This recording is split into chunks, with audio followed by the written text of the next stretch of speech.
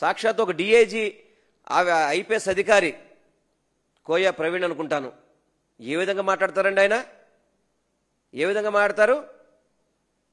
ఎవరన్నా కడప నుంచి పులివెందుల ప్రచారానికి వెళ్తే పత్తి అమ్ముకుంటారని చెప్పంటారా? మరి ఈరోజు తెలుగుదేశం మంత్రులంతా అక్కడ పత్తి అమ్ముతున్నారా? తెలుగుదేశం ఎమ్మెల్యేలంతా పత్తి అమ్ముతున్నారా ఇప్పుడు అక్కడ? ఏమండి డిఐజీ గారు, మీరు వాళ్ళని అడగరా? మీరు వాళ్ళు పత్తి అమ్ముతున్నారా, బ్రాంతి అమ్ముతున్నారా అక్కడ కూర్చొని? చెప్పండి. ఎవరన్నా ఏం మమ్మల్ని కొట్టారా, దెబ్బలు తగిలినాయంటే దెబ్బలు కనబట్టలేదు, అదే మీరు లేకపోతే మీరు చనిపోయేవాళ్ళు. ఏంది ఒక ఐపీఎస్ అధికారి అండి? మీ భాష ఇదా? మీరు ఐపీఎస్లు నేర్చుకుంది ఇదేనా? అంటే తెలుగుదేశం పార్టీకి తొత్తులుగా పనిచేస్తారా? సిగ్గుసర ఉండక్కలు అసలు మీకు. తండ్రి చనిపోతే ఆనవాయితీగా కుమారుడికి ఏకగ్రీవం చేయాల్సిన ఎన్నికల్ని మీ రాజకీయం కోసం ఎప్పుడు కూడా పులివెందుల్లో తెలుగుదేశం గెలవలేదు. ఈసారి ఎట్లా ఒకట్లా మేము గెలవాలి అని మీరు చేసే రాజకీయాలు కుతంత్రాలు ప్రజలకు తెలియవా? అక్కడ ప్రజానికాన్ని తెలియదా? మీరు వైఎస్ఆర్సీపీ పార్టీలని ఇబ్బంది పెడుతున్నారు. ఎవరైతే వైఎస్ఆర్సీపీ సానుభూతి పరులను ఇబ్బంది పెడుతున్నారు ఎవరండి అసలు? బూతుల్ని ఒక ఊరికి 2 కిలోమీటర్లు, ఒక ఊరికి 4 కిలోమీటర్ దూరంలో ఎవరైనా బూతులు పెడతారా? ఏదో పరీక్షల్లో జంబ్లింగ్ అంటే, ఏదో ఎన్నికల్లో మామూలుగా చదువుకునే పిల్లలకి జంబ్లింగ్ అంటే అదొక ఆలోచన, కానీ బూతులు కూడా జంబ్లింగ్ చేస్తారా? అంటే ఆ ఊరోళ్ళు మీకు ఓట్లు వేయకూడదు అనమాట ఇంకక్కడ. అందుకని 4 కిలోమీటర్ల అవతల బూతులు పెడతారు. అసలు ఎన్నికల కమిషన్ ఏం చేస్తుంది ఇక్కడ? అనేక సార్లు మేము కంప్లైంట్ ఇస్తాం ఎన్నికల కమిషనర్ గారికి కూడా. వారి దగ్గర నుంచి కూడా సరైన స్పందన అనేది కనబడట్లేదు. తప్పకుండా మేము చూస్తాము, చేస్తామని చేస్తున్న ఎన్నికల కమిషన్ కూడా ఈ విధంగా చేయడం అనేది చాలా బాధాకరంగా ఉంది. ఎన్నికలు ప్రజాస్వామ్య పద్ధతిలో చేయాలి. మీరు బూతులు ఏ విధంగా మార్చేస్తారని 4 కిలోమీటర్ దూరంలో బూతులు పెడతారా? మీలా గోండాజాలు చేసి గెలిపాలంటే గెలిచే పరిస్థితి లేదు అక్కడ. ఈరోజు పులివెందులు అంటేనే వైఎస్ కుటుంబం అంటారు. వైఎస్ కుటుంబం పులివెందులకి అనేక విధాలుగా అభివృద్ధి కానివ్వండి, సంక్షేమ పథకాల అమల్లో కానివ్వండి, అక్కడ ప్రజలకు అండగా ఉండడం కానివ్వండి జరిగింది.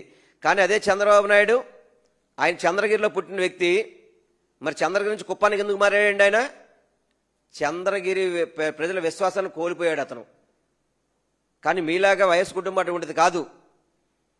వాళ్ళు పుట్టి పెరిగింది అక్కడే, వాళ్ళు అక్కడి నుంచి రాజకీయం చేస్తారు తప్ప నీలాగా చంద్రగిరిలో తోసేస్తే కుప్పానికి వెళ్ళే కుటుంబం కాదు వైఎస్ కుటుంబం అంటే. గుర్తుపెట్టుకుని చంద్రబాబు నాయుడు గారు, మీరు ఈ యొక్క ప్రజాస్వామ్యాన్ని కూని చేస్తే కనుక రానున్న రోజుల్లో భారీ మూల్యం చెల్లించుకోవాల్సిన అవసరం ఉంటుంది. కేవలం ఒక జెడ్పీటీసీ ఎలక్షన్స్ కోసం తండ్రి చనిపోతే కొడుకు పోటీ చేస్తుంటే ఎంత నీచ రాజకీయాలు చేయాలా? అక్కడున్న ఎంపీల మీద కేసులు పెడుతున్నారు, అక్కడున్న ఎమ్మెల్సీల మీద కేసు పెడుతున్నారు, అక్కడున్న ఎమ్మెల్యేల మీద కేసులు పెడుతున్నారు. ఎన్నాళ్ళు మీరు కేసులు పెట్టి బెదిరిస్తారు? ఇన్ని కేసులు పెడితే మీ జైళ్లు సరిపోతాయా? మీ జైళ్లు? మీకు అవకాశం ఉంటే రాష్ట్ర ప్రజలకి ఇళ్లు కట్టించండి, జైళ్లు కాదు కట్టించమని చెప్పింది. జైళ్లు కట్టించి మాత్రం ప్రజాస్వామ్యంలో ప్రతిపక్ష పార్టీలు గొంతు నొక్కుదామని చూస్తున్నారు మీరు. ఎవరు కూడా భయపడేది లేదు. దయచేసి నారా చంద్రబాబు నాయుడు గారు, మీకు దమ్ము ధైర్యం ఉంటే కనుక ప్రజాస్వామ్యంలో శాంతియుతంగా ఎలక్షన్స్ చేయండి. ఈ ఆంధ్ర రాష్ట్ర ఇమేజ్ని దెబ్బతీసే విధంగా ఈరోజు ఫారంలో ఉన్నోళ్ళు కూడా ఏంటి ఆంధ్ర రాష్ట్రంలో ఇంత అరాచకం జరుగుతుందనే విధంగా మీరు పరిపాలన చేస్తున్నారు. ఇదేనా మీ ఎక్స్పీరియన్స్? మాట్లాడుతున్న నరేంద్ర మోడీ గారి కంటే నేనే సీనియర్ అని చెప్పుకునే వ్యక్తి, ఇదే మీరు చేసే పని? ఇది ప్రజాస్వామ్యం కాదు. వీటిని మేము పూర్తిగా వైఎస్ఆర్సీపీ పార్టీ తరఫున పూర్తిగా ఖండిస్తున్నాం.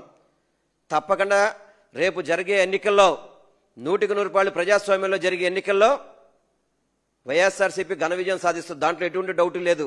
మీరు ఎన్ని అరాచకాలు చేసినా కానీ ప్రజల్ని ప్రశాంతంగా ఓటింగ్ చేసుకునే విధంగా ఎలక్షన్ కమిషన్ కానీ పోలీస్ డిపార్ట్మెంట్ తప్పకుండా సహకరించాలి.